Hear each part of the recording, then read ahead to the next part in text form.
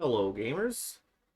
Today I want to make a little video showcasing the area that I farm enervating cores in, and more importantly, how I get there quickly and relatively safely. Enervating cores are the crafting material used to make the tier 5 staff and scepter. You need 24 for the staff and 12 for the scepter. As you can see at the time of making this video, the cheapest are 110k. I've seen them go from anywhere from 95k to 130k. So they're pretty valuable. Now I've grinded these for probably about 60 hours in this location and farmed around 60. So I'm averaging about 1 an hour. So let's get into it. So you want to teleport to Forsaken Mountains. And then we are going to make a little run up to the entrance to all the spawn areas, which is right about here. I do recommend doing this on a war mode channel if you are comfortable being in war mode channels. Typically, I do not see many people here at all. I've only been killed by other players here one time, I believe, in my 60 hours of grinding here. So that 10% experience and especially loot chance for these cores really adds up.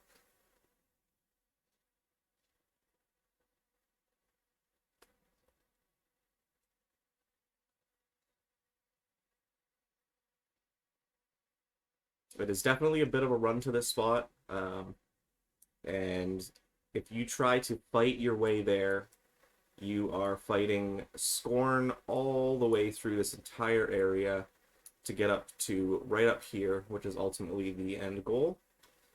And fighting your way there takes quite a long time. You're talking probably 20-25 minutes maybe, just because it's so densely packed with them.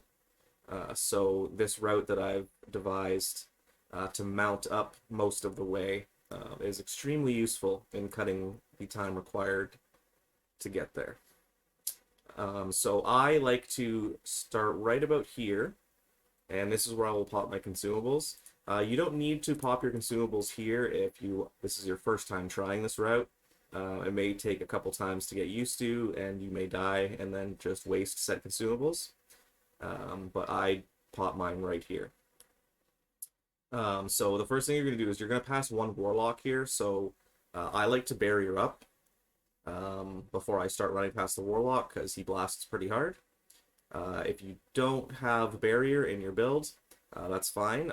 If he does happen to cast Arcane Torrent on the way by, I would recommend using a potion right after he does. So let's see. Okay, I did not get torrented. Okay, we're going to go north up this way. And ultimately, we're looking for our first stop point, which is going to be a little cave that goes into the worms at the burrows. So far, so good. You just want to kind of avoid all the melee damage. They're going to throw arcane pulses on you. It's fine. You're going to come right up here, and you'll see this cave. We're going to go down here. We're going to kill these worms. And once we kill these worms, we will have a little spot to regen at and kind of catch a breather. If you wanted to and you chose not to use consumables yet, you could even maybe pop them down here while you're fighting the worms. So now we're going to wait for the dot to wear off. You want to regen up to full and then come out here. And there's 3 mobs out here. Depending on what level you are coming here, you may aggro the initiate that you see to the right there, as well as another guy just below me. If you do that, go back down in the cave and come back out. Hopefully you can do another, like, come back up again and only aggro 1 or 2 of them, so it's a little safer to do this. I'm just going to use a potion because I don't want to wait for my health regen. So you want to kill the warlock, then you want to kill this initiate. The guy to the south doesn't matter because we're not going to the south, so if he doesn't aggro you, that's perfect. So we kill this guy. Now we're going to wait for full health again to make the second leg of the trip.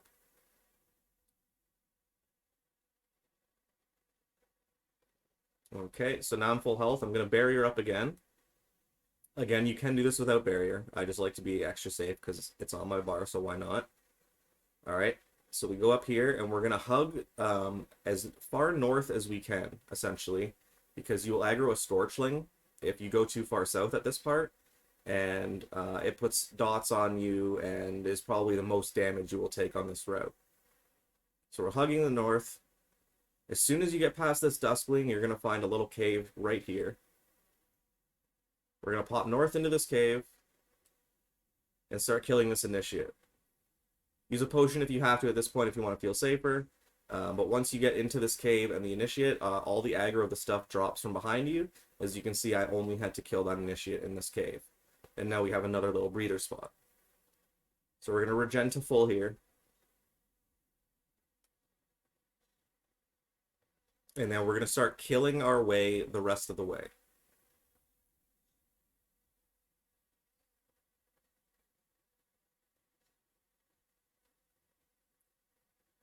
So now we have about 6 or 7 mobs to kill to get to the actual spot where we're going to farm these. The enervating cores, from my experience, only drop off the Dusklings. I have heard from people that they think it may drop off the Warlocks as well.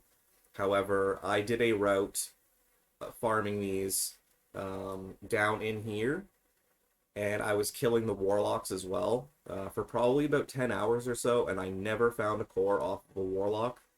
So for my own sanity, I'm going to go ahead and say that they only drop off the Dusklings.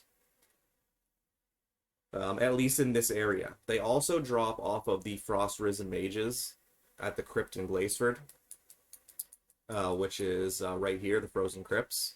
But I haven't done any farming there myself, so I can't comment to that. But people have told me that they do drop there as well. So we're still just killing our way through here.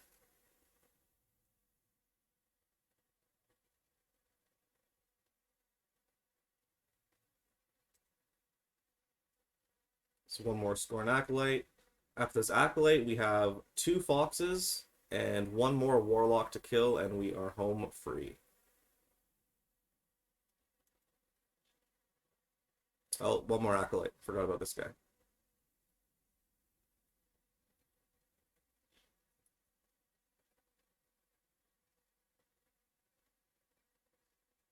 Okay, we're gonna carefully aggro this cub, hopefully without his dad over there.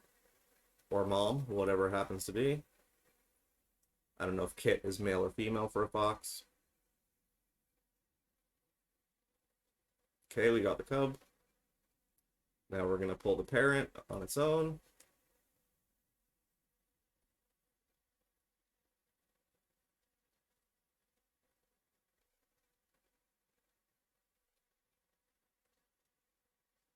Okay, 1 more Warlock.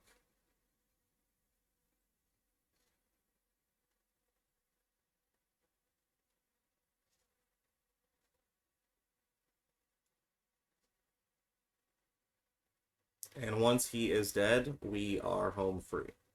We are now in our spot. So you want to come just east through these trees.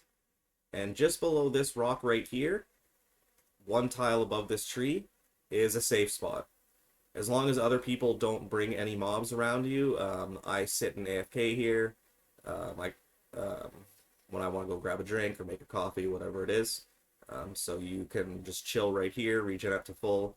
If this is your first time making it here, right here is a good spot to pop your consumables for the first time. But as you can see on the timer on my consumables, I made it here in about 5 to 6 minutes, which is still long to get to a grinding spot, but if you were to have fought your way through everything, it's going to be much longer than that.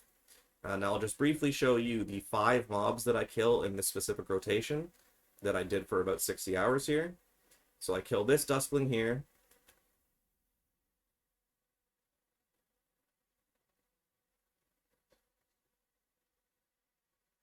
And then I try very carefully to pull this Hellhound alone without the Lurking Shadow. Got him.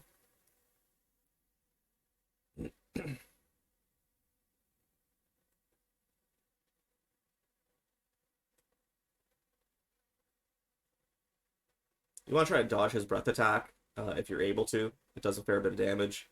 It's kind of a nasty dot on you. Then you want to kill the Lurking Shadow.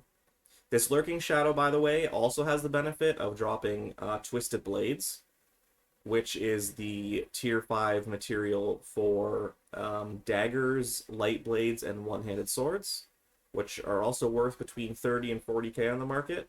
So that's a side benefit of farming these cores as well.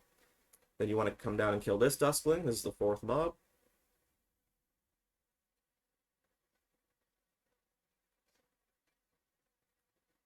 I like to mount up after this one. They put a dot on you, but it's a really slow ticking dot, this curse, so you can mount up through it. And then you come just up here and kill this Duskling. And this is the 5th mob. So we have just killed 5 mobs, 3 of which were Dusklings, which drop the enervating core. 1 is the Hellhound, who unfortunately doesn't drop anything. And the Lurking Shadow, who can also drop the Twisted Blades. So 4 out of the 5 of these mobs can drop you a valuable crafting material. And then you kind of run here, and look, the Duskling's already back up, and you can start this rotation over again. So that right there is the gist of it. This is how I farmed about 60 cores. And I just wanted to make this video to show you, most importantly, that route that I take to get there. Where you mount up through here, you hit that little cave, clear around it, regen, run here, hugging the north until you get into this cave. Then you only have 1 mob to kill in the cave, and then you can just fight your way a bit here, which is much faster than trying to fight your way all the way there, or trying to mount up all the way there, and you're just going to die to ranged attacks before you make it. So that is about the gist of this video. If you found this information useful, please like the video and subscribe. And until next time, Scotty out.